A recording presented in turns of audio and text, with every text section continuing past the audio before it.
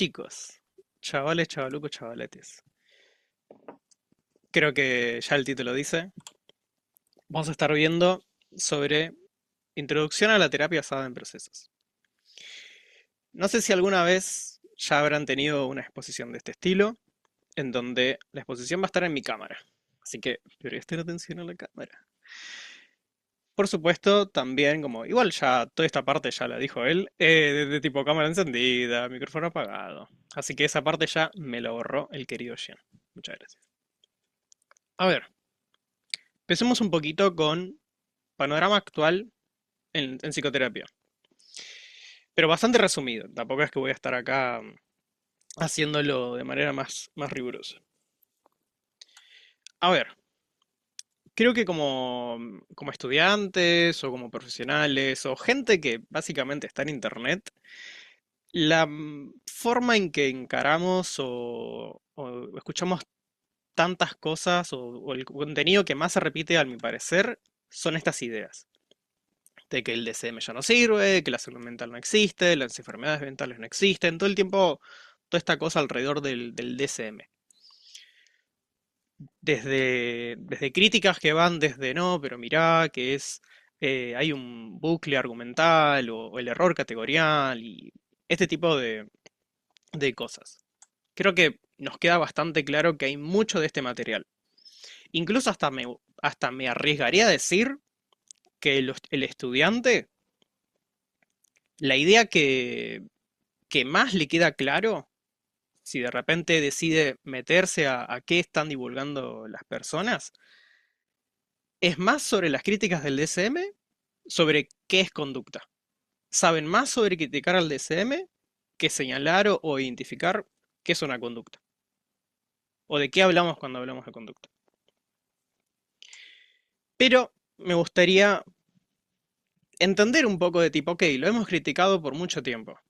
Y creo que incluso hasta la terapia en procesos responde a un intento de también el reemplazo del DSM. Pero seamos un poco más flexibles y preguntémonos de cuáles serán esas ventajas que tiene el DSM. Porque digo, lo hemos mantenido por tanto tiempo, incluso criticándolo. Lo hemos mantenido, incluso criticándolo. Pero ¿cuáles serán esas ventajas que nos tiene el DSM? Por ejemplo, podemos hablar acerca de, hay un lenguaje en común, por ejemplo, entre yo que soy un psicólogo y luego del otro lado que hay un psiquiatra. Yo puedo, en lugar de hablarle de, no, mira que mi paciente tiene muy pocas fuentes de reforzamiento. Desde el otro lado, me va a decir, ¿de qué me estás hablando? Pero en cambio, si le digo, mi paciente tiene depresión, ahí capaz la cosa cambia y nos podemos comunicar y hacer un intercambio distinto. En lugar de yo de luego ponerme como profesor explicándole qué es un reforzamiento, qué es esto, qué lo otro. Es algo, es una ventaja que nos aportó el DSM, la comunicación. ¿Sí? Otra ventaja, o más que nada algo que hace que siga sobreviviendo el DSM, es el tema del derecho. Es decir, el derecho que tiene el consultante a que en el momento que el paciente te diga, che, ¿me podrías dar un diagnóstico? O tratemos de construir un diagnóstico. Ustedes no pueden decir, no, yo no hago diagnóstico, porque ta, ta, ta, ta, ta, ta, ta, ta, ta. Ustedes pueden, por ejemplo, decirle, che, ok, vamos a hacer un diagnóstico, pero quiero que sepas que el diagnóstico es esto, se trata de aquello, no se trata de una explicación, se trata de una descripción. Ustedes pueden hacer toda esa psicoeducación, pero no pueden prohibirle, ¿sí? No pueden prohibirle que él tenga el derecho a tener un diagnóstico. Porque de vuelta, el diagnóstico luego le va a servir para las instituciones, ¿sí? Unas instituciones puede ser, no sé, la cobertura de salud, por ejemplo, ¿ok? Es decir, no podemos omitir esto, ¿sí? El tema del derecho. Luego, otra cosa que nos ha servido mantener los diagnósticos es que de repente tengo enfrente un paciente, yo gracias a la formación que tuve en la universidad, se me da una idea de nombrarlo como depresión. Y entonces yo me hago la pregunta, ok, si yo quiero darle la mejor tratamiento a esta persona, quien yo creo que tiene depresión, entonces me pongo a buscar cuáles son los mejores tratamientos o protocolos para la depresión. Y ese tipo de cosas también nos ha servido a la hora de organizar la clínica o qué es lo que hacemos con lo que se nos presenta. Estas son las ventajas. Son tres. Se me ocurrieron nada más tres. Pero si vemos las desventajas, son un poco mayoritarias. Tenemos desde estigmatización, de que de repente le damos un diagnóstico y por cuestiones de, capaz, el entorno cultural, social, capaz hay unos ciertos prejuicios o directamente juicios acerca de qué es tener depresión o qué es tener esquizofrenia o qué es tener bipolaridad. Y es una desventaja, porque luego ese tipo de discriminaciones también el propio paciente las tiene. Como, che, me acaban de diagnosticar luego de haber contado tal cosa. O luego de, o en su mente así lo describe.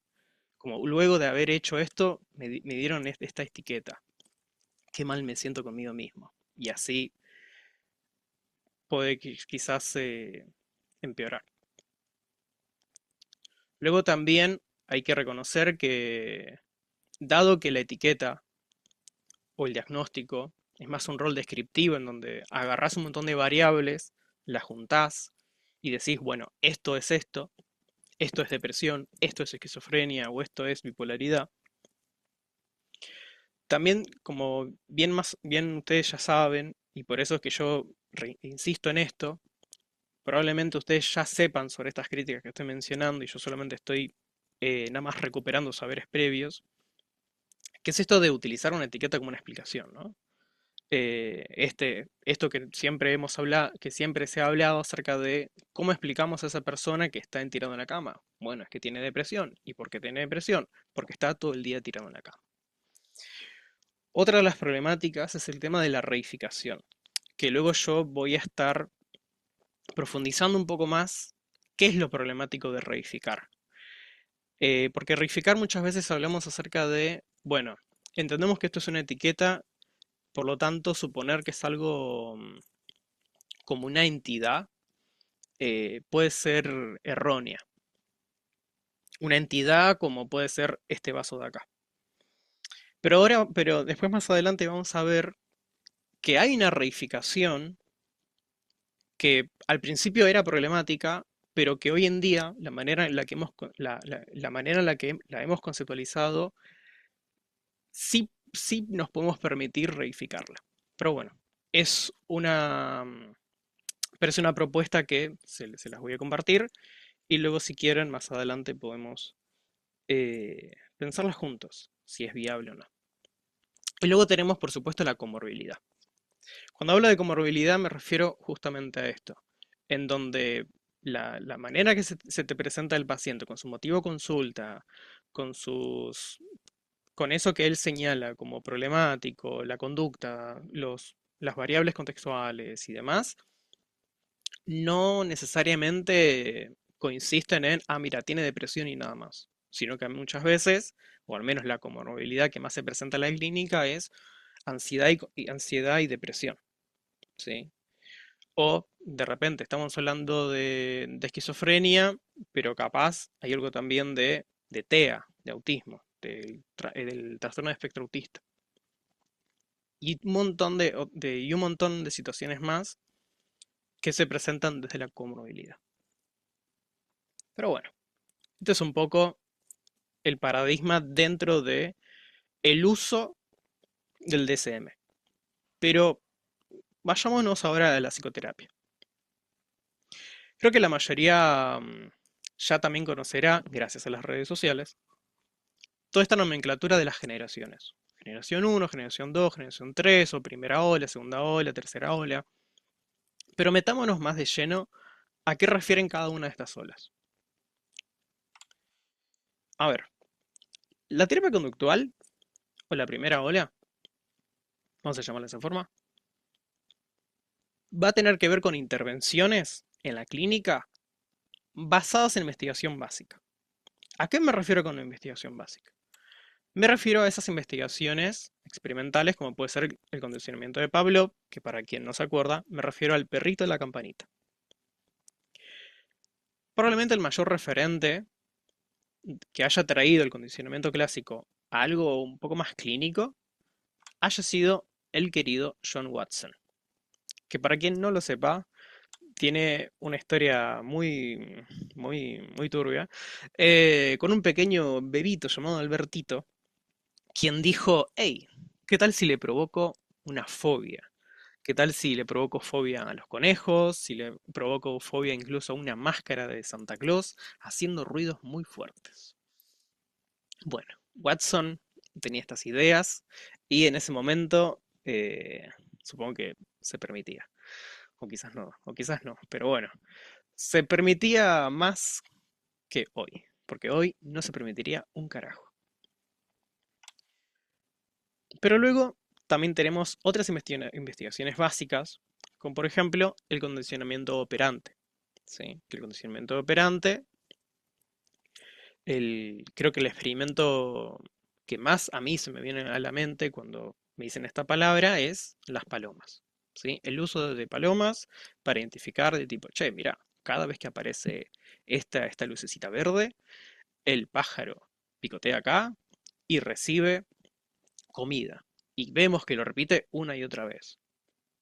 Y todo esto, bajo esta impronta, viene Charles B.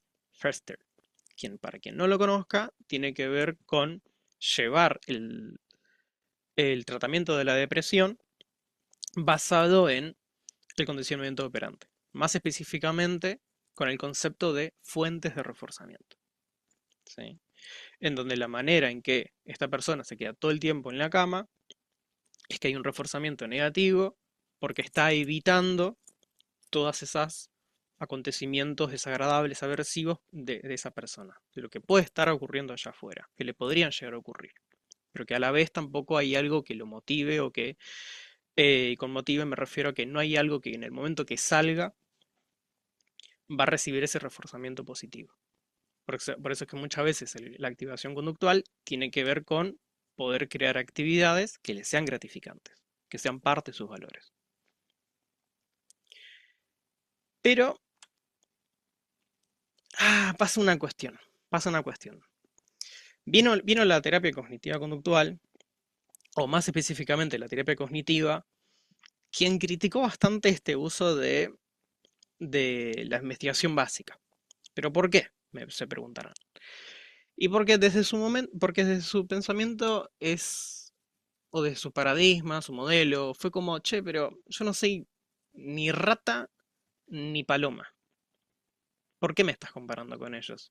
¿Por qué la manera en que tenemos que pensar lo humano tiene que ser a partir de lo no humano? Entonces, lo que tratamos de hacer en esta etapa fue tratar de hacer protocolos. A raíz de esto que se había generado del DCM, este manual, que de repente tenía un listado, y nosotros podíamos agarrar estas cositas que nos dice el paciente, organizarlas y le damos una etiqueta. Pero ahora de repente podríamos decir, che, bueno, a mí se me ocurren esta, esta, esta seguidilla o esta secuencia de cosas a aplicar y yo siento que tengo resultados. Pero después el otro te dice, bueno, pero ¿cómo es que sentís que tenés resultados? ¿Tenés resultados o no tenés resultados? Bueno, ahora hay que llevarlo al método científico y tratar de verificar a ver si realmente tiene resultados esto que estoy tan aplicando todo el tiempo. Y que encima me gustaría compartirles a mis colegas que también hagan con sus casos. Entonces, en vez de basarnos en investigación básica, nos empezamos a basar en protocolos con evidencia empírica. Una seguidilla de secuencias de qué cosas realizar ante una problemática que hemos identificado desde el manual del DCM y que nos ha dado Resultados. Algunos me pueden preguntar, bueno, pero esos resultados, ¿saben por qué? No nos estamos haciendo esa pregunta. La pregunta que nos estamos haciendo es si nos da resultado o no, si sirve o no. Después del por qué, ahora mismo, eso no me lo estoy preguntando. El mayor referente será Aaron Beck en esta segunda generación. ¿Quién? Bueno, que como bien les dije, empezaron con los protocolos, entonces empezaron también los libros. Hubo muchos libros, escribió muchos libros, porque habían muchas cosas en que Aaron se dio cuenta que se podía aplicar las TCC. Y entonces dijo, hey, ¿qué tal si ahora hago un modelo? ¿Qué tal si hago libros? ¿Qué tal si hago protocolos? Y que esos protocolos o esos cuestionarios de repente también lo pueden utilizar otros países, que sean validados, y así crear todo un imperio.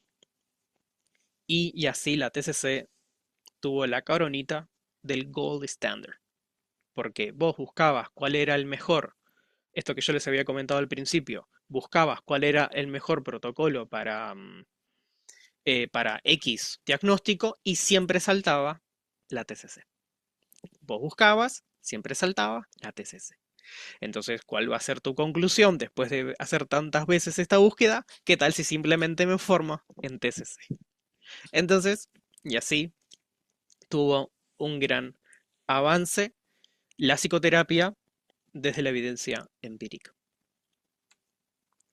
Ok, primero, segundo y ahora viene el tercero. Terapia conductual contextual. Qué bueno, ¿no? Muy curioso. TCC también, pero es otro tipo de TCC. A ver, esta tercera generación ocurre lo siguiente.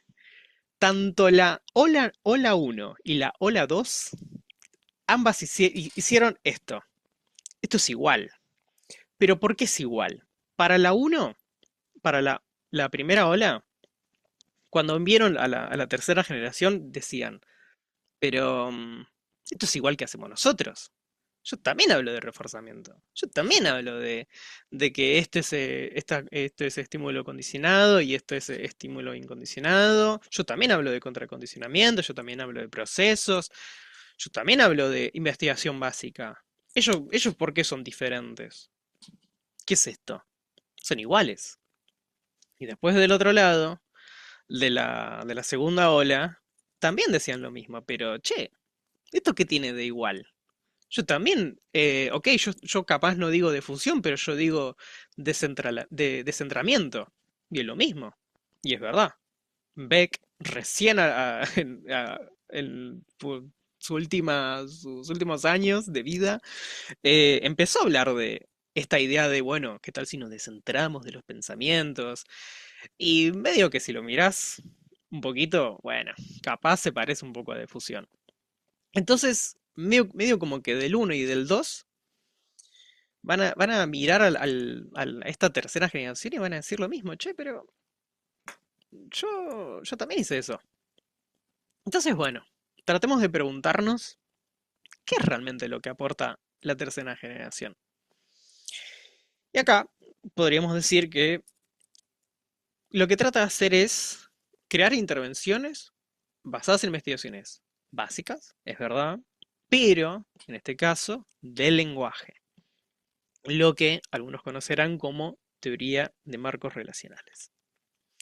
El mayor referente, que si bien otros capaz me la van a repelear y me van a reenojar y van a estar ahí mandando por MD mensajes de odio, me van a decir, no, pero esa es Marsha. Pero yo les diría que Marsha, como ella tan dialéctica, ella está en el medio. Ella incluso lo dice así, oh, yo no, chicos, no, yo no soy ni segunda ni tercera, yo estoy en el medio. Yo, bueno, está bien, Marsha. Te toma la palabra, vos sos del medio, así que voy a poner al pelado favorito actual, a Stephen Hayes, de que él es el referente probablemente cuando alguien habla de terapias contextuales. Pero ¿qué sucede con este querido Hayes? ¿Vieron lo que yo les había mencionado en la segunda ola? Que como, bueno, empezaron con esta cosa de los protocolos, que tener un modelito, de que tipo, che, qué piola esto, ¿no? De que vos busques cuál es el mejor para X problema y se aparezca tu modelo. Tipo, como que genera orgullo y plata también. Entonces, entonces Hayes dijo, esta es la mía, esta es la mía, chavales. Entonces, también escribió muchos libros, eh, muchos cursos. Y bueno, también le agarró gustito a lo que Beck estaba armando. Entonces lo que vemos hasta ahora es lo siguiente. Una generación que empieza desde la investigación básica, que dice, ok, existen estas investigaciones experimentales, que es a partir de animales, y yo ahora, con estas problemáticas humanas, voy a deducir o inferir qué es lo que está sucediendo acá.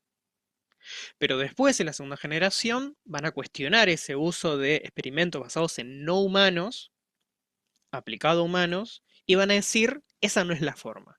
Hay que hacer protocolos especializados para esos problemas humanos y tener evidencia a partir de eso de que funciona. Y la tercera dijo, ok, recupero de la primera las investigaciones básicas, en este caso del lenguaje, que justamente fue la crítica que le hicieron de tipo, che, ¿dónde está lo humano? Entonces, acá la respuesta sería, lo humano es el lenguaje y acá tengo investigación básica sobre el lenguaje. Así que jaque mate. Pero bueno, eso no fue todo. También fue una cuestión de, bueno, ya que estamos con los protocolos y con esta cosita de tener mi nombrecito cada vez que vos buscas en qué es lo que tenés que formarte, y quiero que aparezca mi nombrecito para que me des plata, entonces yo también me meto en esa y yo también voy a hacer muchos libros. Y voy a hacer certificados y qué sé yo y tal, tal, tal. Que igual, bueno, también valga hacer el comentario, ACT justo no tiene esta política de hacer certificados, él es open source. Hashtag abierto. Así que bueno, a ver, organicemos la cuestión. Entonces, si lo pensamos como ovejitas, tenemos estas ovejitas al principio, ¿no? A medio tirando así, dicho de manera muy burda. Tenemos estas tres ovejitas. Ok. Las ovejitas, ¿quedaron ahí? ¿Ya está? Tipo TCC, DBT y ACT. ¿Quedamos hasta ahí? ¿El rebaño se quedó en tres? Claramente no. Hubo muchas ovejitas más. Porque toda esta cosa de protocolos, chicos, de repente dijeron, bueno, también quiero un TCC-I. Porque el TCC-I es de TCC para insomnio. Y TCC-IED es para trastornos alimentarios. Y el TCC-I, pero sin el guión medio, ese es TCC integrado, que de integrado no sé qué tiene, pero vamos a darle la palabra y decir que es integrado. Pero luego tenemos al DBTP, porque yo soy DBT, pero me enfoco también en el trauma, porque al trauma yo lo trato desde la exposición prolongada, ok. Pero yo soy RO DBT, porque la RO DBT, yo no trato el descontrol, yo trato el sobrecontrol. Y después aparece FAP ahí en el medio, como hola chicos, trato como de agarrar cositas del psicoanálisis y bueno, hago ahí una mezcolanza medio rara. Y yo también soy contextual. Hola chicos, ¿cómo están? Yo soy el último en llegar. Y ahora les vuelvo a preguntar. Ok, tenemos muchas ovejitas, casi que ni siquiera me ven, ni siquiera me pueden ver la cara. ¿Ustedes creen que se quedó ahí? No, lamentablemente no queda ahí. Incluso hay unas ovejitas que se reproducieron, tuvieron un hijo. En este caso, FACT surge a partir de FAP y de ACT. Como que ahí como que se reproducieron. Y otra vez otra nomenclatura más. Otro más. Pero también aparecieron muchos más. Apareció el PU, que es el protocolo unificado, que de repente el MBCT, que es terapia basada en mindfulness. Luego tenemos el MCT, que es la terapia metacognitiva, Y luego también tenemos el RNT, que tiene que ver con qué hacemos con la rumiación, ¿no? ¿Cómo tratamos a la rumiación? Creo que se queda bastante claro, ¿no? Como el rebaño, si nos basamos en esta cosa de los protocolos y los modelitos y que tengan un nombrecito, se nos fue de la mano, chicos, ¿eh? Tipo, ya ni siquiera me ven, la pantalla tipo queda toda cubierta, tipo, no pueden. Incluso es más, si ustedes de repente salen de la facultad y yo les digo, che, chicos, bueno, esos son todas las ovejitas que tienen por aprender y por poner plata.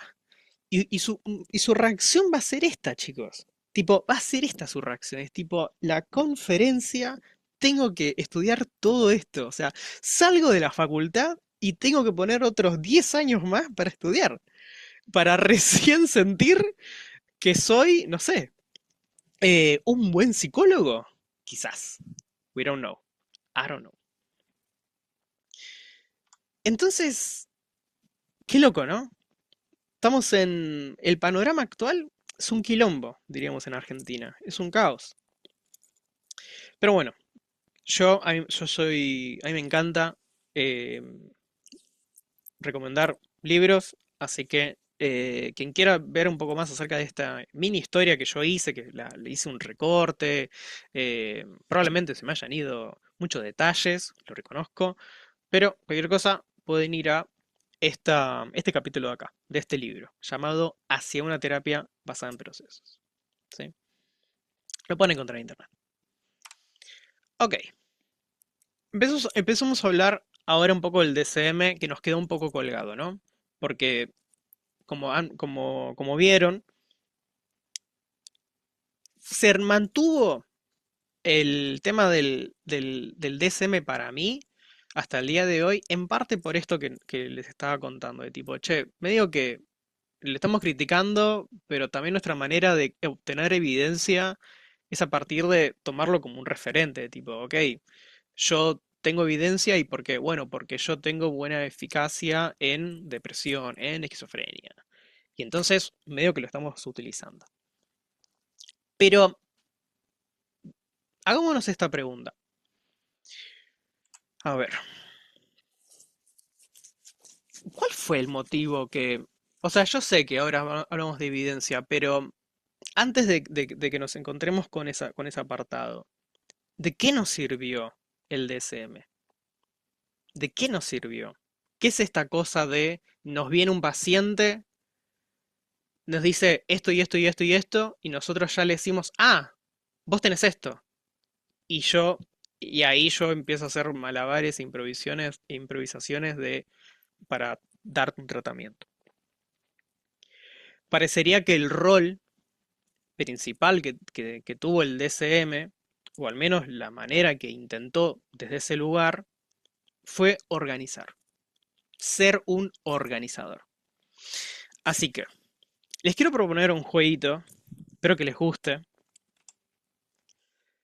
No sé cuántos no sé cuántos conocerán este juego, pero dado que hay medio un copyright, se llama Paper Please, el juego original, yo lo voy a llamar Síntomas, por favor. A ver, lo que vamos a hacer, chicos, es, nos viene un paciente, nos van a decir diferentes síntomas y nosotros tenemos que decir cuál es ese diagnóstico que le daríamos, cuál es ese trastorno mental que tiene. Así que, a ver, juguemos un poquito. Primer paciente. Ok, está con una capucha, tiene ahí como, no sé, primeras impresiones, ¿no? Como es gordito, es un hombre, ok. Y nos dice que tiene pérdida de intereses, fatiga y problemas para dormir. Revisamos el DSM y ¿qué cree que nos va a decir el DSM? ¿Qué le podríamos poner? Pueden usar el micrófono, pueden usar el chat. Yo prefiero el chat, pero ustedes como ustedes quieran. Así, estamos en el anedonia, depresión, ok. ¿Alguien quiere decir más? Depression. Ahí tira al lado.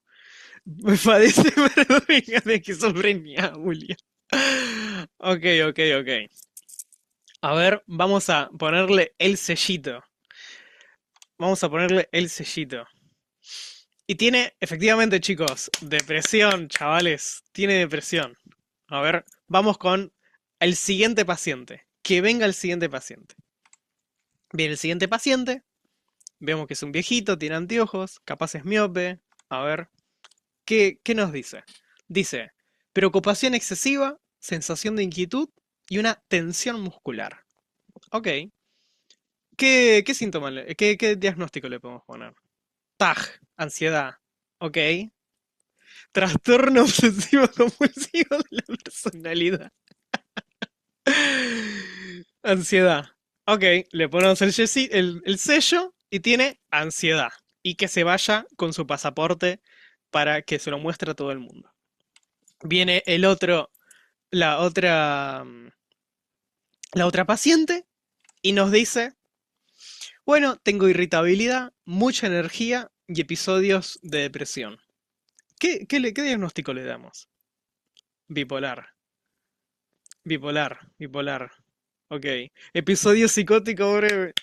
Sos un capo, Gianfranco. Sos un capo. Entonces vamos y le ponemos histeria, exactamente. Tiene histeria. Y tiene bipolaridad.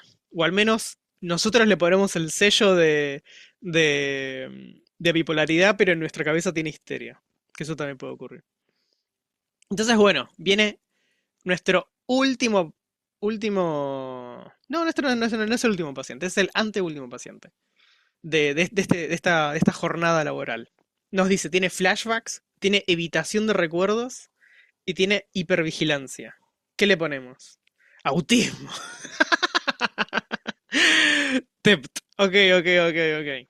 Vamos a agarrar nuestro sellito y le decimos, bueno, querido, toma. Y ni siquiera le preguntamos el nombre, fíjense lo rápido que es esto, que ni siquiera que no dice ni el nombre, ni la edad, ni nada, de tipo, venga, sellito, pase.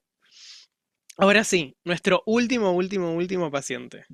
Tiene delirios, alucinaciones, discurso desorganizado. ¿Qué tendrá? ¿Qué tendrá? Esquizofrenia, por las dudas tiene TDAH, psicosis. Muy bien, muy bien. Esquizofrenia, exactamente.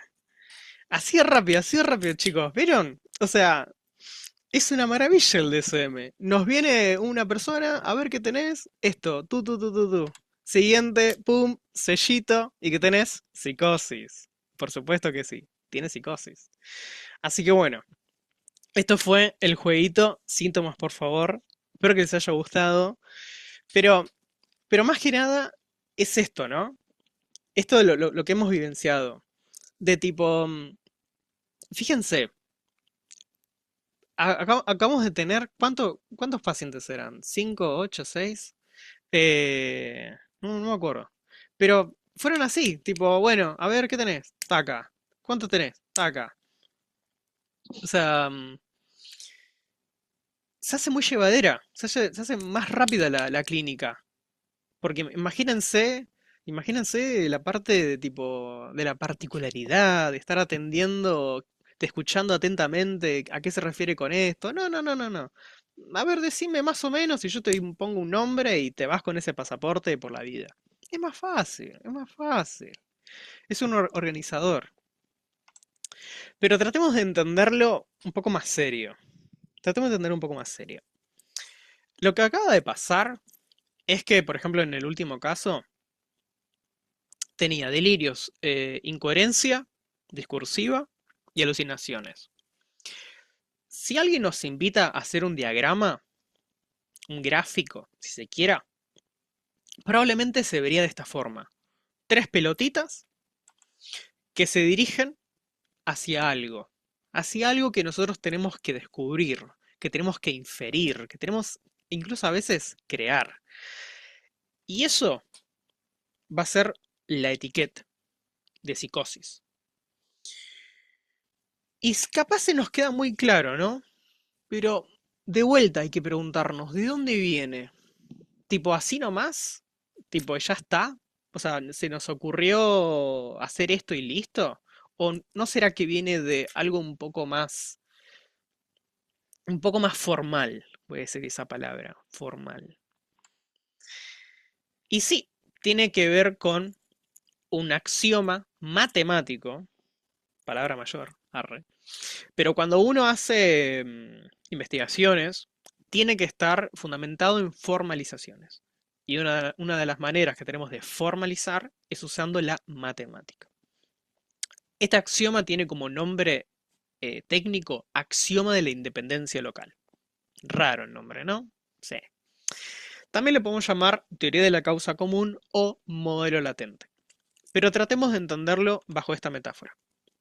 Imagínense que ustedes son este chaboncito de acá, con un arpón, y están en su barquito ahí pescando del bien de la vida, y de repente en su barquito se les aparecen 8 tentáculos por atrás, adelante, están por todos lados los tentáculos. Hagan de cuenta que ustedes ven 8 tentáculos y tienen 3 arpones. Les quiero hacer esta pregunta. ¿Qué harían? Tipo, tienen acá, firme, acá el arma, para... Porque ustedes tienen un miedo de que les puede... Pero ¿cómo vas a salir corriendo si estás en el agua? Estás en el barco. O sea, estás acá en el barquito y tienes los tentáculos ahí eh, alrededor tuyo. ¿Cómo vas a correr? Estás en el agua, querido. Bueno, ok, te acepto lo de llorar. Ok, y después de llorar, porque capaz el tentáculo, el kraken gigante dice, bueno, está bien. Está llorando. Le voy a dejar que llore. Pero cuando dejas de llorar, ¿qué haces? ¿Qué hacemos? ¿Mm? ¿Qué haces? ¿Le disparan a los tentáculos? No sé nadar. Empiezo a apuñalar todo lo que se mueve. Ok. ¿Alguno diría que le empiezan a disparar a los tentáculos? ¿Eso ustedes lo que harían? ¿Dispararle a los tentáculos? Hagamos de cuenta que si bien yo les dije que tienen 3 arpones, les voy a decir que tienen 8 arpones. Tipo, tienen 8 para cada tentáculo. ¿Le disparan a los 8?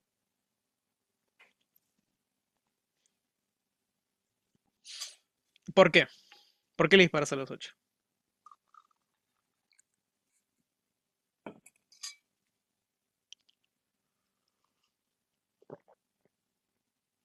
Ok, le pegas al que tenga más cerca.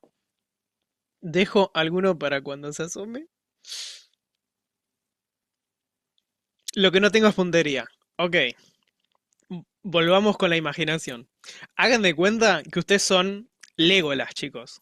Ustedes son Legolas. Somos gente muy literal, sí, sí, sí. Imagínense que ustedes son Legolas, chicos. Entonces, hagan de cuenta que como son Legolas, la puntería la tienen así, afinadísima. ¿Qué hacen? Entonces, ¿a qué le disparan a los tentáculos? Les vuelvo a repetir. A todo lo que pueda haber.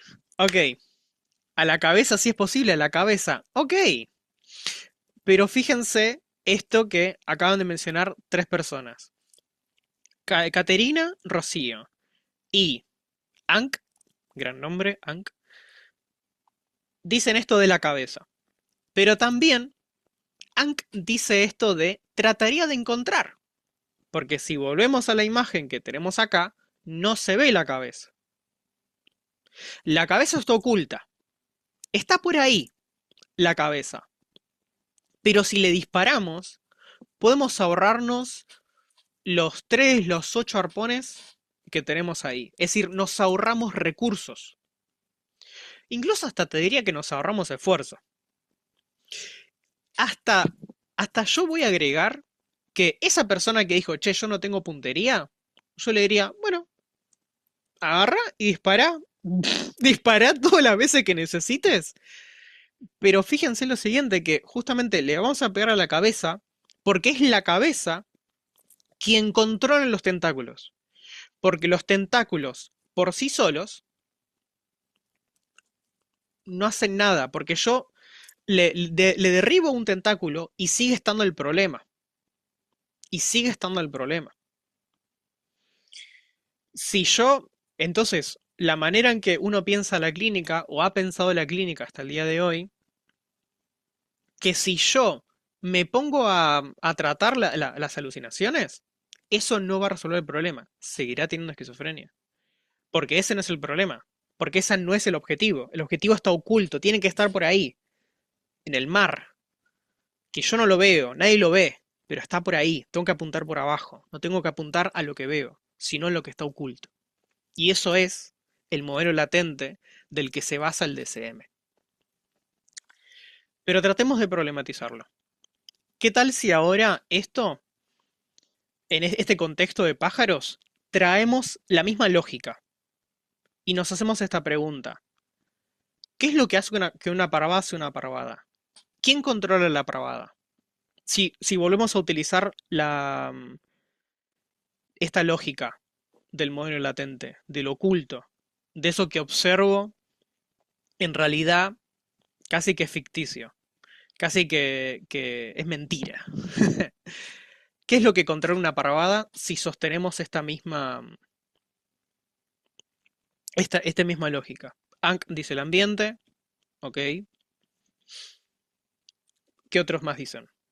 Inventen, chicos, no hace falta correcta, respuestas correctas. Quiero que vuelen la imaginación. Estamos tratando de entender qué usos se le da esta lógica de el modelo latente. Rocío dice, uno que guía a los demás, es una muy buena idea. ¿Qué otro más? ¿Qué otro más se les ocurre? La interacción entre los pájaros. Igual, ojo, Héctor, en la interacción entre pájaros no estás en la lógica del modelo latente, estás en otra lógica. ¿O lo más? ¿O uno más que quiera volar, tirar una idea?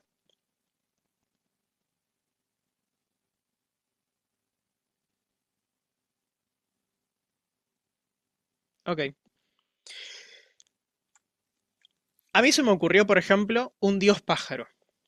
Un dios pájaro. Un dios pájaro que de repente ve esa parvada y los trata de mover desde el cielo.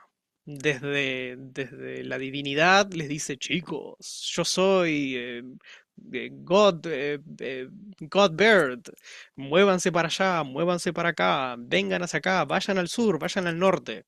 Es el dios pájaro que los controla. O, agarrándome del ejemplo de Rocío, un pájaro líder. Un pájaro que quizás está en el medio y que les dice a todos, che chicos, vos anda para allá, che vos acercate un poco más, che ustedes, yo me voy a estar para allá, vuelvan para acá, y así todo el tiempo. Hay un pájaro capaz en el medio quien esté redirigiendo a todos. Y que de hecho, dentro de la etología, esta idea de acá, la que dijo Rocío, la del pájaro líder o del pájaro guía, existió.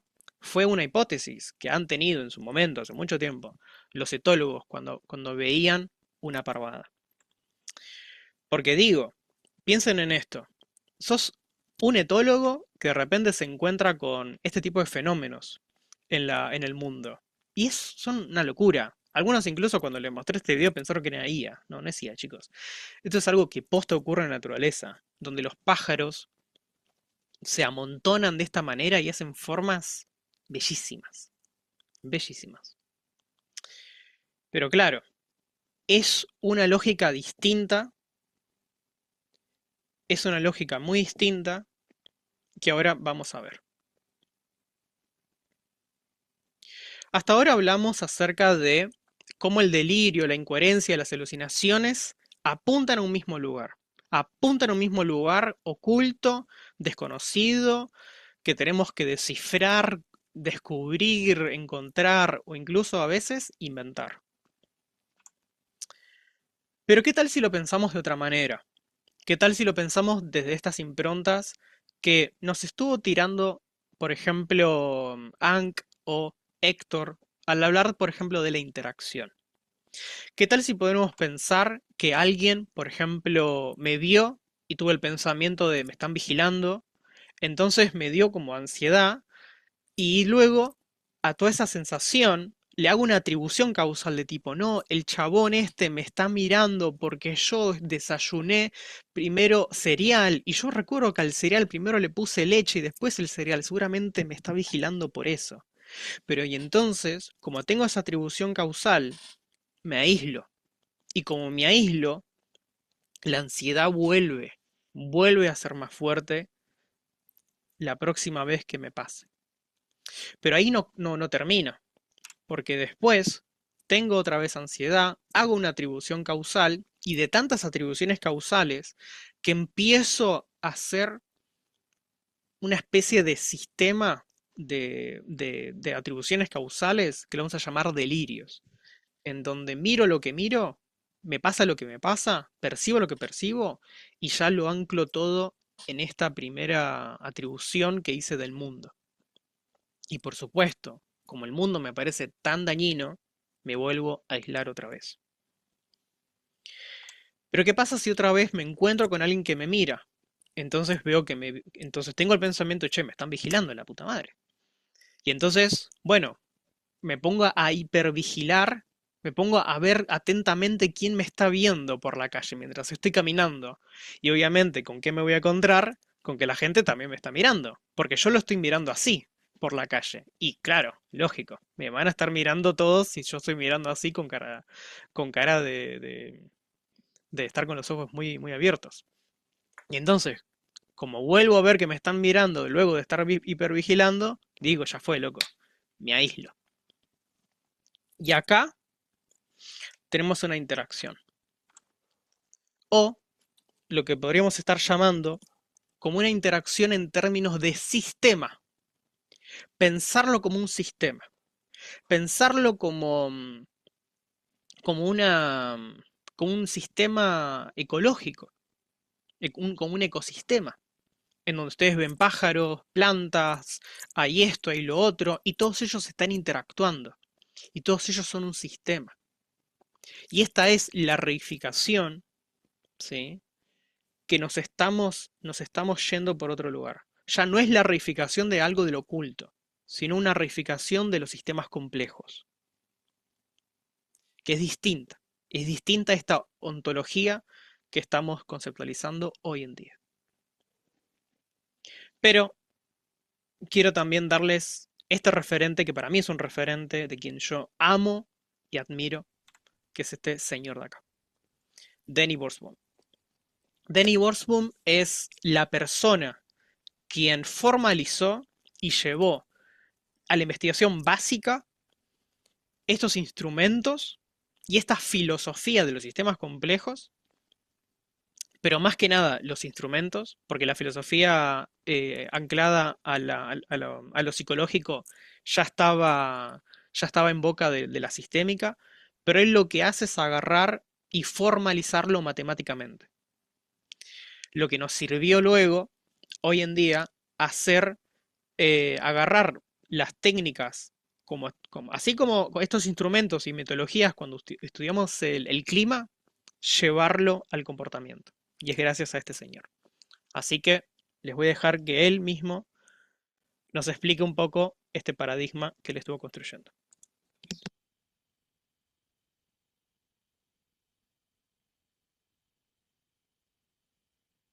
Problems, concentration.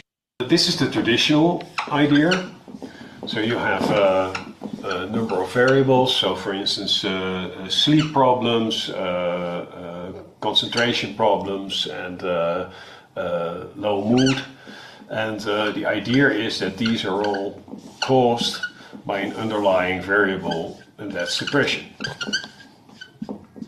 So in our view, we take the view that you might have sleep problems, and these might lead to fatigue, and these might lead to concentration problems, and concentration problems may lead you to make errors, and these may cause worry, and as a result you can't sleep anymore.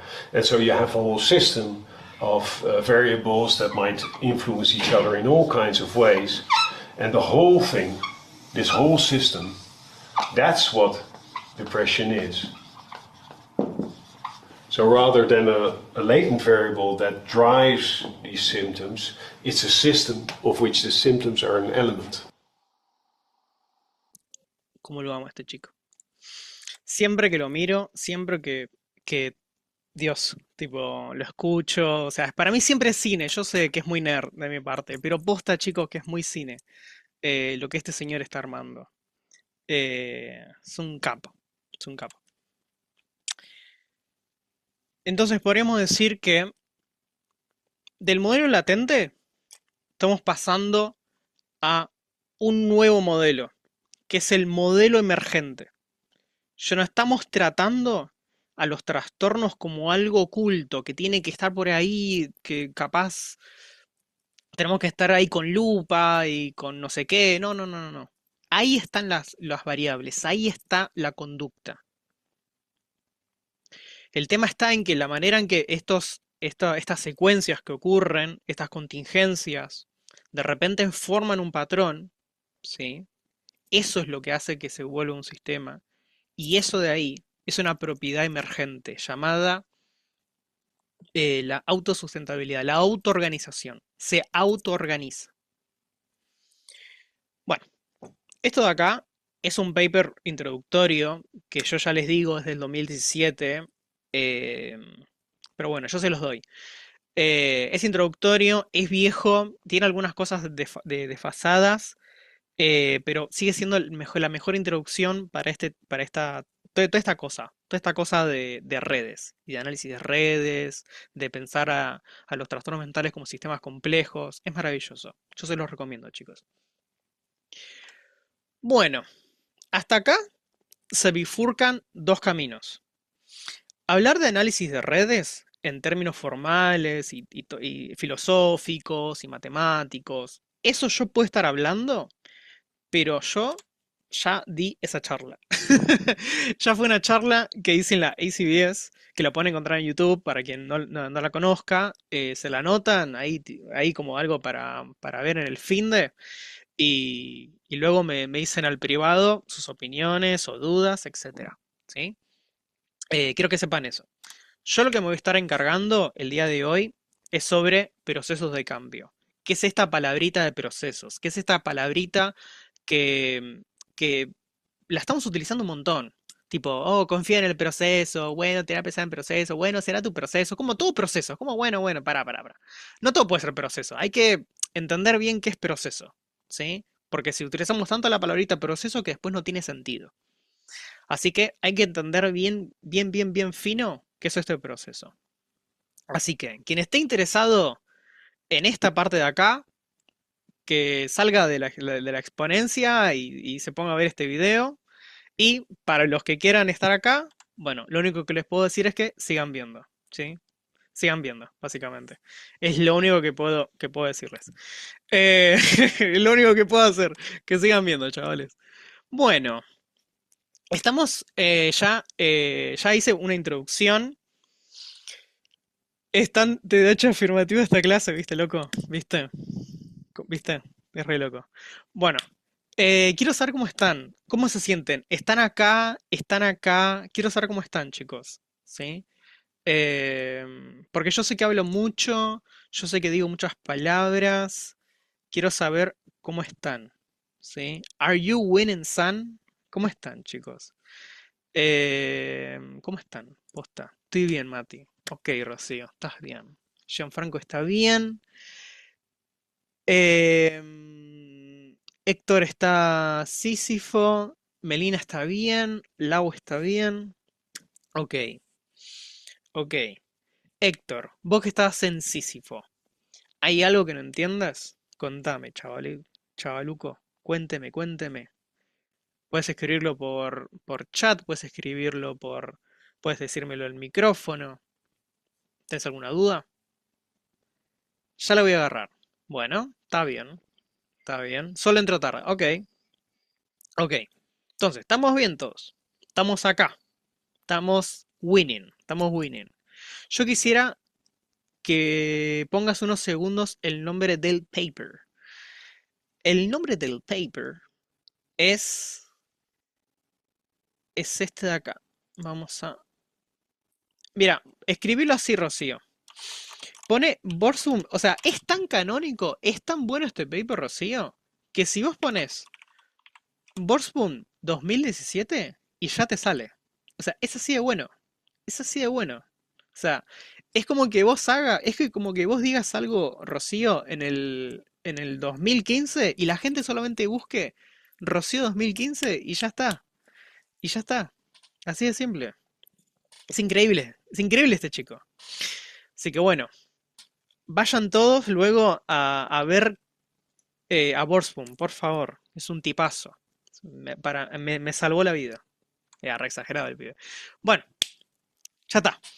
Ya que todos estamos bien, todos estamos winning. A ver, me voy a acomodar.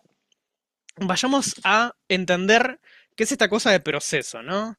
O tú me preguntas, pero si tú eres proceso y toda esta cosa que siempre hacemos cuando tratamos de explicar conducta y toda esa juguetería. Buah. A ver, proceso, procesín, procesón. Ok, a ver. Ovejitas, ovejitas, ovejas, ovejas, ovejas por doquier.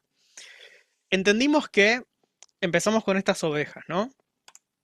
Y después hubo todas estas ovejas, que como ustedes ya saben y estuvieron siguiendo el hilo de este cuento, tenemos todas estas ovejas. Pero ¿qué hacemos para organizar el rebaño, chicos? ¿A quién llamamos cuando queremos organizar el rebaño de las ovejas? ¿A quién llaman? O a quién llamarían si ustedes son del campo? Les pregunto. Al lobo. No, pará, al lobo no. ¿Cómo vas a querer llamar al lobo, querida? ¿Vas a querer que mate a las ovejas? A Jesús. A un No, chicos, por favor. A Coli. Bien. Exactamente. Van a llamar a vuestro perro ovejero de confianza. Exactamente. Y acá es donde aparece nuestro querido perro de confianza, al que le vamos a llamar terapia basada en procesos. Porque esta es la cuestión. Si los modelos son ovejitas, chicos, si los modelos son ovejitas, la terapia en procesos no es otro modelo, es un metamodelo. Porque lo que pretende hacer el metamodelo es organizar a todos los modelos y protocolos y la que hemos hecho hasta ahora. ¿Sí? Por eso es que cuando alguien diga, che, la terapia en procesos, ¿es un modelo? Ustedes le van a decir, no, no es una ovejita, es un perro ovejero. Así le van a decir, ¿eh? Y si no le dicen así, porque no entendieron la clase. Arre, boludo. Entonces lo que va a hacer este lindo perro ovejero es empujarlos. Es empujar todas esas ovejitas y llevarlas a un lugar de tratar de decir, ok, tengo todo este rebaño organizadito. ¿Qué es lo que voy a descubrir cuando lo organice? ¿Qué es lo que me encuentro entre todas estas ovejitas que tienen en común? Que capaz cada ovejita lo hace distinto, a su manera, pero que medio que siguen la misma lógica. Y entonces nos encontramos con la siguiente lista de estrategias en común. Estrategias. ¿Eh? Estrategias. Puede ser que hay algunas de estas estrategias que, que capaz un modelo la utiliza más que otras. Eso puede ser. Por ejemplo, la reestructuración cognitiva puede ser que aquellos que sigan de TCC sean la que más utilicen. Y luego, los que son de la ovejita de ACT van a utilizar más el de difusión cognitiva. Y los que son más del protocolo unificado, su estrategia más utilizada va a ser la de reevaluación cognitiva. ¿Sí? Entonces, todos estos, ¿sí?, son estrategias que a su manera cada uno tendrá su frecuencia y lo que más utilice, pero al fin y al cabo, este es el listado de todas las estrategias que se utilizan en psicoterapia. Todas estas. Saquen screenshot y después ustedes se ponen a hacer, a practicar habilidades. Pero estas son todas las habilidades que hemos descubierto al organizar todas las ovejitas. Pero hay una cuestión. Hemos hablado de estrategias, ¿sí? Pero estrategia no es lo mismo que proceso. No es lo mismo. Que de dicho sea de manera, la jerga en terapias en procesos, para hacer un jueguito con esto del pro, le llamó procedimiento, ¿sí? Como, bueno, como esa, procedimiento, proceso, va, cosas de lenguaje. Entonces, entendemos que procedimiento no es lo mismo que proceso, pero vayamos con las definiciones. Procedimiento podemos definirlo como la técnica o estrategia que utiliza el terapeuta para alcanzar los objetivos, ¿sí?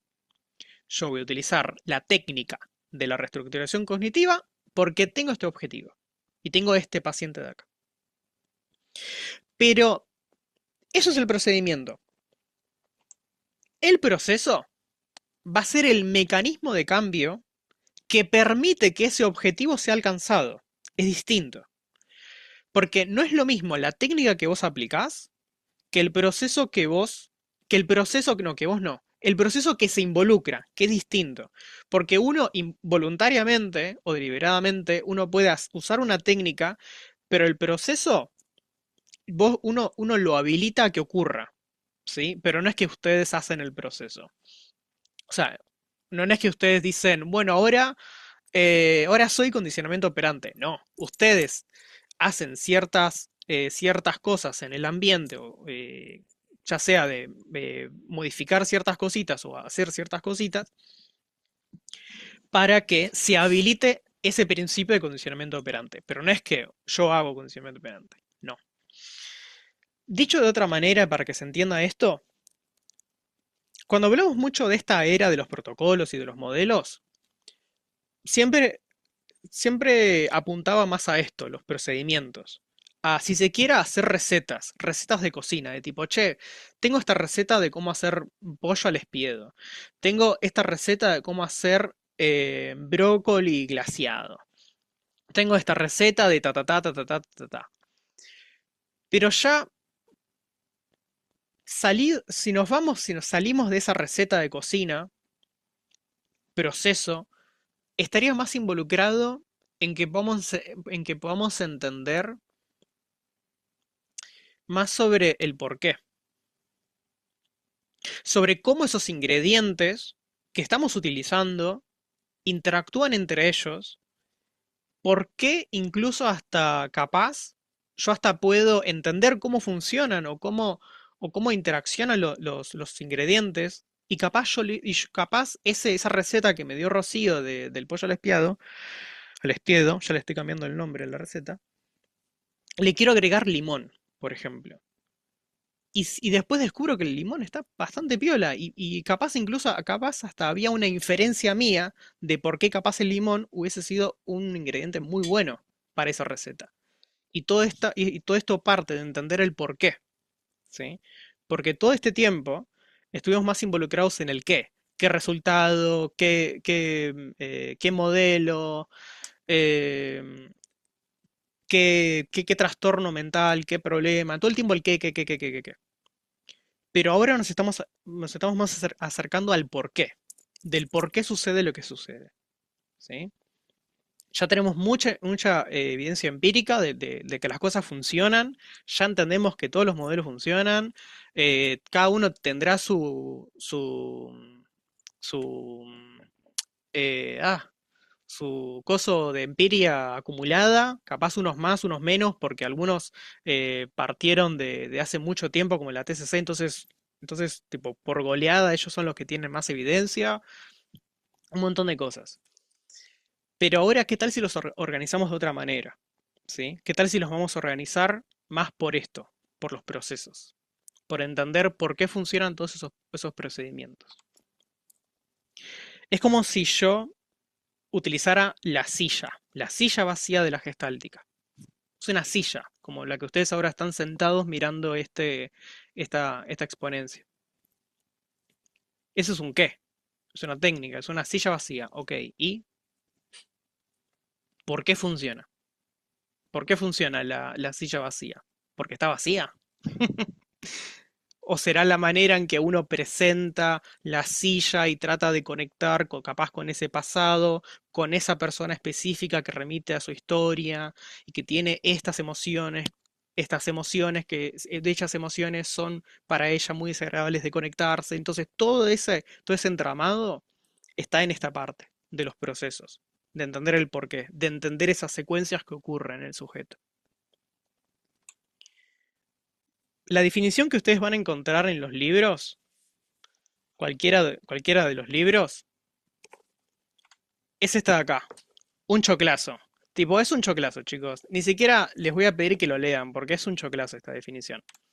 Entonces, la definición más corta que yo pude encontrar es esta de acá.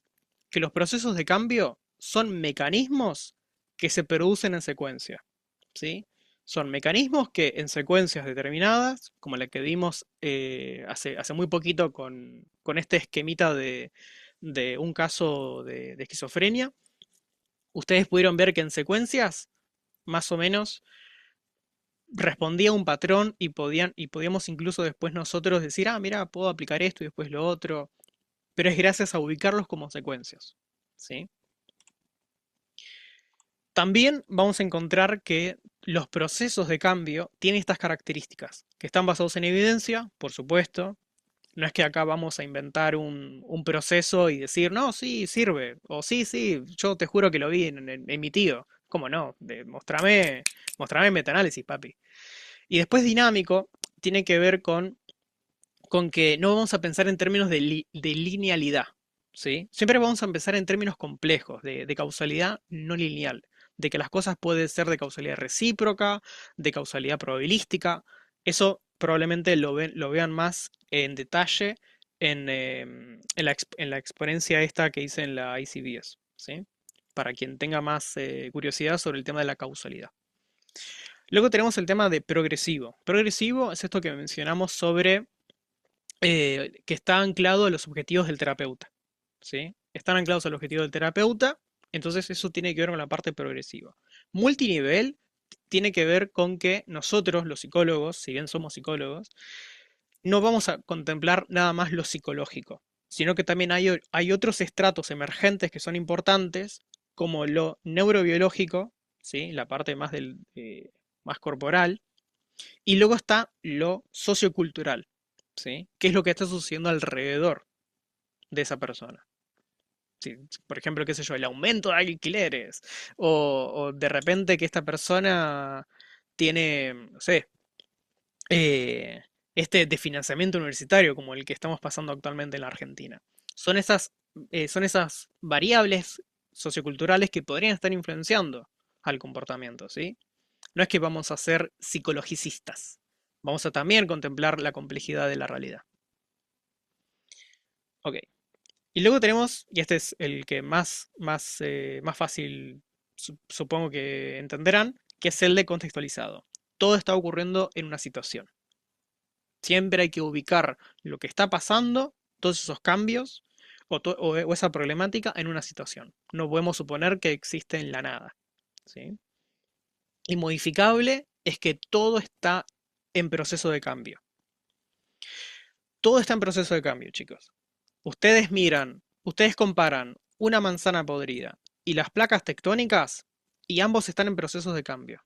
Cada uno a distintas velocidades, pero están en procesos de cambio. Las placas tectónicas se moverán tan lento que nadie se preocupa por ellas, que nadie está pensando en ellas, pero se están moviendo muy a poquito. Casi nadie se dice, ah, se está moviendo la placa tectónica. Nadie lo dice, porque no se ve tan fácil como poner una manzana podrida en tu cuarto y dejarla ahí. Los cambios son difíciles de notar, pero están ahí. Son más lentos, vuelvo a decir la palabra. Las velocidades del cambio están en cualquier entidad de que vemos en la realidad. De eso se trata la naturaleza, del cambio. Ok, entonces, algo que yo quiero hacer y añadir, chicos, es que cuando hablo de proceso de cambio, quiero que lo imaginen de esta manera, como una secuencia de, en este caso, de 3 unidades. Casi que incluso podríamos hablar de un análisis de triple contingencia. En donde si ustedes de repente ven un circulito que aparece aceptación, no quiero, yo les invito a que no piensen tipo aceptación. No, piensen, ok, esta secuencia de este antecedente que le pasó, esta conducta que realizó, este consecuente de la conducta, ¿sí? Y que tuvo estos efectos, eso de ahí yo lo voy a enmarcar como aceptación. Yo no voy a decir, ah, bueno, hubo aceptación. ¿Por qué? Y porque dijo que aceptó. No. La aceptación tiene que ver con esa rigurosidad de entender la secuencia.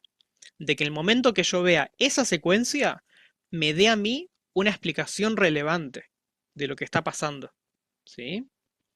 Y con esto yo les quiero hablar incluso en términos de la historia de la, de la psicología, en donde Skinner, por ejemplo, si ven luego este documental que traduje, van a ver que, por ejemplo, Skinner en su momento, cuando estaba viendo las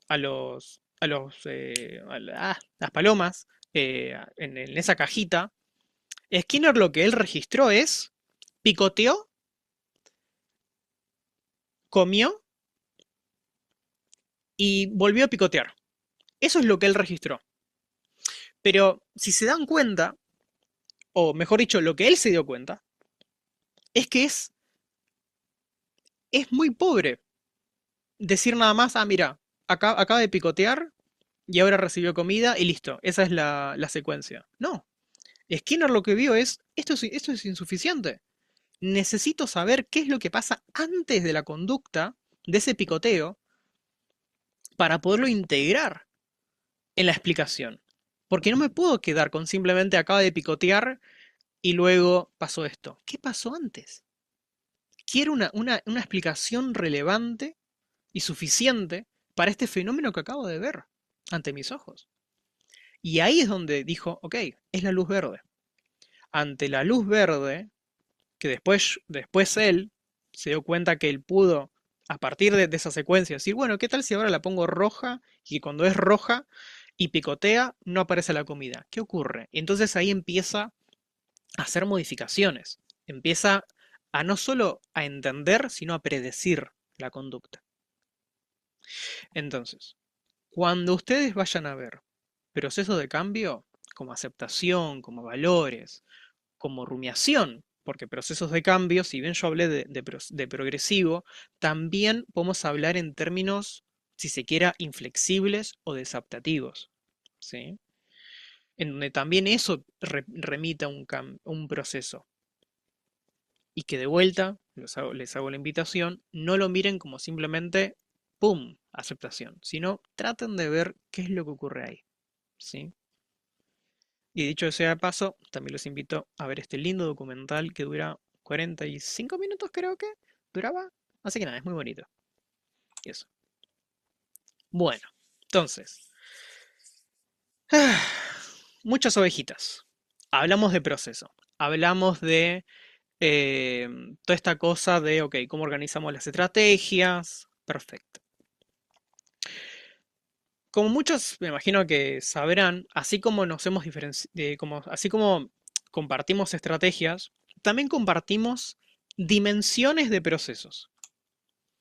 Es decir, vino nuestro querido Collie, vino nuestro querido perro ovejero, y pudimos descubrir que hay procesos que nosotros utilizamos en la clínica que siempre remiten a estas 6 dimensiones: a lo afectivo, lo cognitivo, la atención, el self, la motivación y la conducta observable.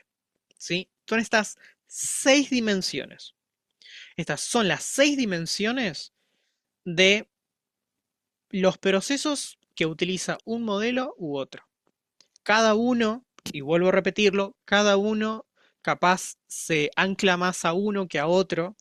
Capaz, por ejemplo, esos modelos de terapia narrativa, capaz se anclan más a la parte del self, eso puede ser, y capaz la parte de, no sé, Protocolo unificado, capaz está más en la parte de afectivo, y capaz un combinado con un poquito de cognitivo, eso puede ser, pero no queda la duda de que todos van por este camino de las 6 dimensiones.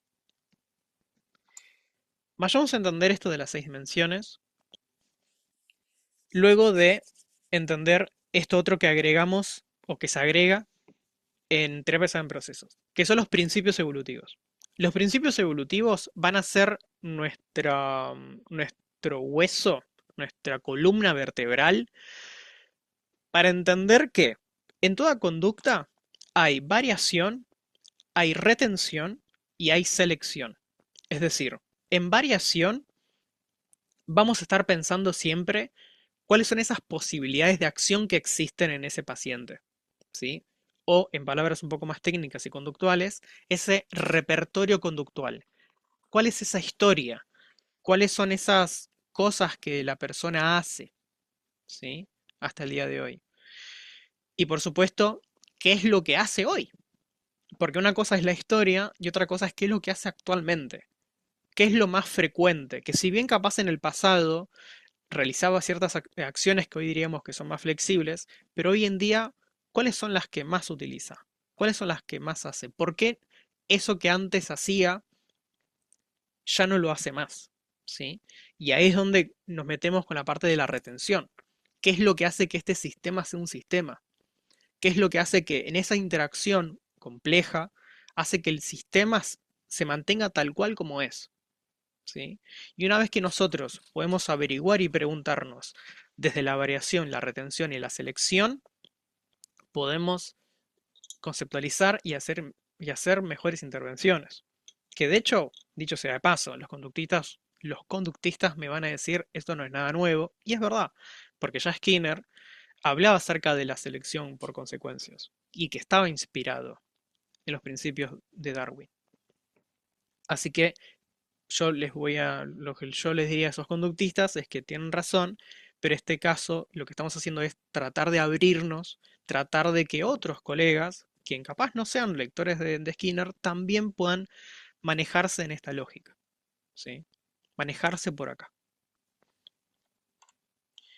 Así que bueno, a partir de toda esta cosa de organizarlo en procesos, en estrategias, en tema de dimensiones, en esta cosa de tratar de contemplar lo cultural, el contexto, armamos este tipo de cosas, en donde tenemos las dimensiones, el contexto, tenemos los principios evolutivos y tenemos el nivel social y fisiológico. Esto es lo que se presenta como el metamodelo evolutivo extendido, que es nuestra cajita para organizar la clínica, ¿sí? Pero capaz, presentada de esta manera, es medio confusa. Así que vamos a tratar de utilizar un ejemplo. Como ya les había mencionado, y esto quiero que lo vuelvo a repetir, cuando hablo de dimensión no me refiero necesariamente a algo flexible, sino que dentro de la dimensión remite a un proceso, que ese proceso puede ser tanto flexible como inflexible, o desadaptativo y adaptativo, ¿sí? Y digo estas dos palabras porque, bueno, hay gente que no le gusta la palabra desadaptativo. Así que, para, para gustos hay colores. Ok, a ver, vayamos con un ejemplo. La gente que conozca ACT, ya sean porque lo vieron en redes o porque están utilizando el modelo, conocerán que hay estos 6 procesos. Momento presente, yo como contexto, valores, acción comprometida, aceptación y difusión. Si nosotros nos agarramos de este paper, quien trata a ACT como una terapia basada en procesos, nos damos cuenta que ahora podemos entender mejor a qué se refiere esas dimensiones. ¿Por qué? Porque ahora, agarrándonos de vuelta desde de este cuadrito que les había mencionado antes, del metamodelo evolutivo extendido, vemos que esa dimensión llamada atención, podemos pensarlo en momento presente. eso que se refería como motivación, podemos pensarlo como valores. Eso que pensábamos como acción comprometida, podemos pensarlo como conducta observable. Eso que era del self como contexto, y el de la cognición a la difusión y el afecto a la aceptación. O como dijo Surka, el hexaflex. Exactamente.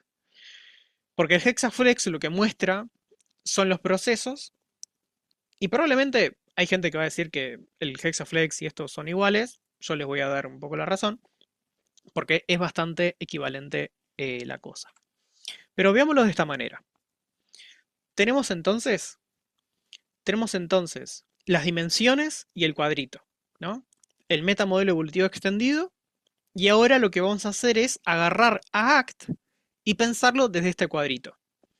Entonces, en este cuadrito vamos a ver que son estas las dimensiones: el afecto, la cognición, la atención, el self, la motivación, la conducta observable, y vemos que su apartado adaptativo, o flexible, como quieran llamar, es aceptación, difusión, momento presente, yo como contexto, valores, acción comprometida, y del otro lado, de lo desadaptativo, la habituación experiencial, la fusión, la rumiación barra la preocupación, el yo como contenido, los valores no clarificados y por supuesto que la inacción.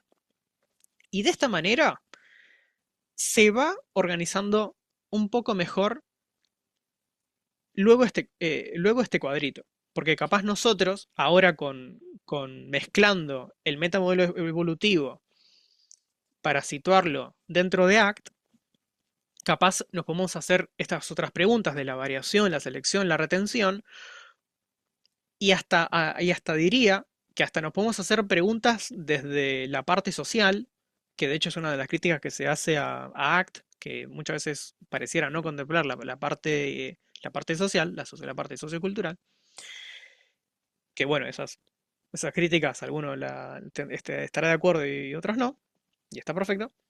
Y también la parte biológica, ¿sí? Después contexto, bueno, ahí ya dependerá de qué tanta formación conductista tendrá ese terapeuta de ACT, la parte de contemplar o no el contexto.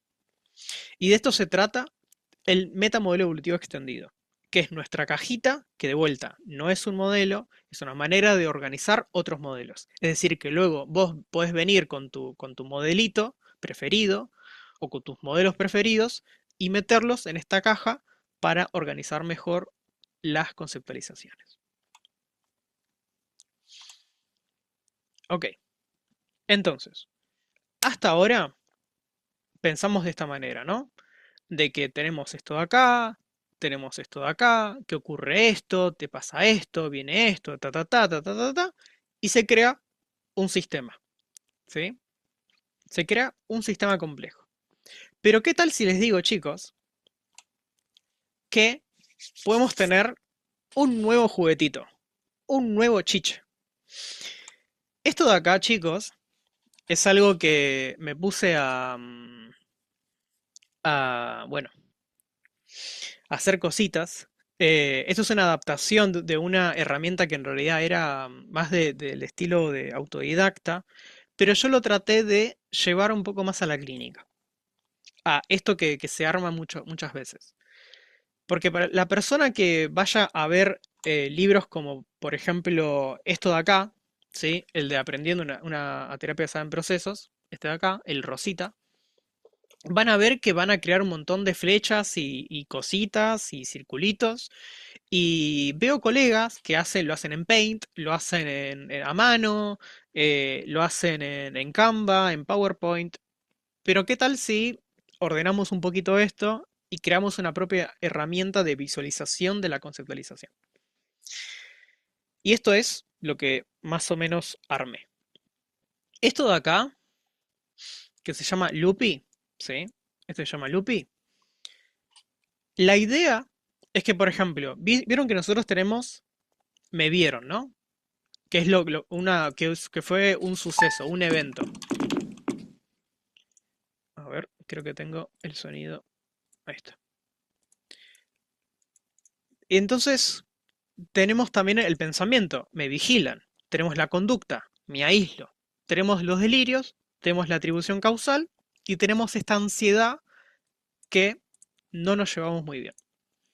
Si nosotros los ponemos dentro de la grilla del metamodelo evolutivo extendido, podríamos organizarlo de esta manera, donde la hipervigilancia lo podemos colocar en la grilla de atención, la de me vieron, una persona que me ve, podemos ponerlo en la parte de contexto, de que me aíslo, lo podemos poner en la parte de conducta, me vigilan, lo podemos poner en la parte de cognición, porque nosotros podemos capaz desde el modelo DACT, podemos pensar que hay algo de la literalidad que está ocurriendo.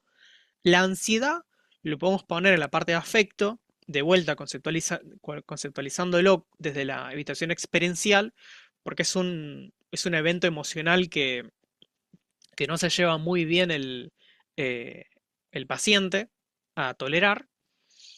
Y luego tenemos la atribución causal, que también lo pondríamos en la parte de cognición, porque también hay algo de la literalidad que esta persona en el momento que tiene este pensamiento le atribuye mucho la literalidad, entonces se pone a hacer acciones al servicio de ese pensamiento. Y luego tenemos los delirios, que de los delirios podemos pensar hay algo de la literalidad, pero también hay algo del self, en donde esta persona llega a un punto en donde, che, yo soy esto, yo soy una persona al que lo están vigilando, yo soy una persona peligrosa, soy una persona que todo el mundo sabe que como cereales, que le pongo primero cereales y luego le pongo la leche, yo sé que la gente me vigila por eso. Entonces, podríamos ponerlo en lugar del self y también, por supuesto, hay algo de la cognición. Pero esto no termina acá. Esto no termina acá. Porque porque capaz alguien podría decirme, bueno, Mati, ¿y ya está? ¿Simplemente es como una manera visual de organizar la clínica? No, no solamente eso. Porque nosotros ahora podríamos analizar la centralidad. Nosotros podríamos analizar cuál de todos estos procesos son los más relevantes para intervenir. Porque capaz uno diría, bueno, hago difusión en me vigilan, hago difusión en atribución causal, hago difusión en delirios, etcétera. Pero, ¿desde qué lugar hacemos esa toma de decisión en la clínica? ¿Desde el ojo clínico? ¿Desde dónde? ¿Desde dónde decimos que primero este y después el otro? ¿Desde dónde? ¿Desde qué lugar? ¿Desde qué conocimiento? ¿Desde qué herramienta? Y una de las herramientas que nos provee el análisis de redes es el análisis de centralidad, que nuevamente en la exponencia pongo a explicar cómo funciona, eh, pero para decirlo de manera un poco más breve en el día de hoy, se trata de entender de que todos ellos conforman un sistema, todos ellos están relacionados, eso me queda muy claro, pero hay cosas que son más relevantes que en el momento que yo las quito o las empiezo a envolver de otra manera, la centralidad cambia. Empiezo a desmantelar la red. Empiezo a que la red se vea diferente, se comporte distinta. Y esta manera de discriminar qué es lo primero, ¿sí? Tiene que ver desde acá. Desde decir, ok, tengo todos estos procesos, ¿cuál es la centralidad? Y en este caso me marcas que la ansiedad. Ok, y la ansiedad, como yo la conceptualizo desde la habitación experiencial, puedo decir, bueno, ¿qué tal si hago una estrategia de aceptación? ¿Qué tal si hago una estrategia de tolerancia al malestar, ya que estamos, por ejemplo, con DBT? ¿O qué tal si me pongo a ver el tema de la conducta? El tema de que me aíslo. Ok, ¿qué puedo hacer? Bueno, la DBT te diría, ok, ¿qué tal si pensás en conductas alternativas? Pero después ACT te diría, ok, pensá en conductas alternativas, pero ¿no te parece que estaría mejor pensarlas en términos de valores? Esas conductas a explorar, viola. Entonces ahí empiezan a aparecer nuevas cositas, ¿sí? Es una nueva manera, o mejor dicho, es una invitación a organizar la clínica de esta forma. ¿sí? No sé si nueva, capaz me peleé un poquito con lo nuevo, porque capaz la persona que más hace evaluación funcional, análisis funcional, capaz me va a decir, pero esto yo ya lo hago. Y imposible de darle la razón, imposible. Eh, Perdón, imposible no darle la razón, ahí estaba pensando en mi oración, porque la verdad es que es bastante conductista toda esta manera de pensar las cosas, en términos de secuencia, de contexto, de principios evolutivos. Así que bueno, de esto se trata pensar en términos de redes. Algunos les gustarán, algunos no. Es una manera. Es la manera en que estamos hoy construyendo la clínica. Así que bueno, todo esto, toda esta herramienta la pueden ver en mi página, que en realidad esta es una versión que aún no saco oficialmente, pero que me gustaría algún día. La van a ver más simplificada, la versión actual, la que está oficial, pero luego voy a tratar de sacar esta de acá, ¿sí? Que esta, por ejemplo, tiene más colores y podés darle estas otras formas. Porque para quien haya leído el libro de Froxan también conceptualiza las cosas, eh, trata de hacer esta cosa de tipo, bueno, yo hago esto, hago lo otro, los diferencio por formas, los diferencio por flechas y ta, ta, ta. Así que bueno, es esa un regalo mío para ustedes, eh, para que lo tengan en cuenta. Y se llama Lupi. Que Lupi no es un nombre mío, es un nombre que ya estaba. Así que eso. Vamos a ir concluyendo, porque sé que hay mucha gente cansadita. Así que encima yo ya hablé demasiado. Ya se me está secando bastante la garganta. Así que bueno, tenemos todas estas ovejitas, ¿sí? Que en su momento, la manera en que hemos construido todas estas ovejitas, la manera en que estos incluso se han reproducido, fue a partir de esta pregunta. ¿Qué protocolo es mejor para los síntomas de este trastorno? Esa fue la pregunta que nos guiaba, la pregunta que nos hemos sostenido para organizar la clínica, para organizar cómo voy a lidiar con este sufrimiento que tengo enfrente. Pero gracias a nuestro perrito, nuestro perro ovejero, nuestro gran organizador, entendemos que nuestra pregunta ahora tiene que ser otra. Tiene que ser más de este lugar. ¿Desde qué procesos biopsicosociales deben ser abordados en este consultante con este objetivo que él quiere trabajar, con su situación y por supuesto, porque no es menor, cómo cambiarlos de la manera más efectiva y eficiente? ¿Sí? Y esta forma es que terapia basada en procesos no es un modelo, es un metamodelo. Es un metamodelo que trata de pensar las cosas desde procesos, desde dimensiones de lo psicológico, la dimensión de qué es lo que está pasando a nivel social, de lo biológico, y por supuesto también saber las estrategias, los procedimientos que nosotros utilizamos. Y de esto se trata terapia en procesos. Así que bueno, bienvenidos a la era de los procesos, la era de la terapia en procesos. Es una nueva era, tiene sus dificultades, tanto conceptuales como, sí, más que nada conceptuales. Y capaz algunas de aplicación. Pero nos estamos acercando a ella, de a poquito. Así que eso, no puedo no darles la bienvenida. Así que espero que les guste.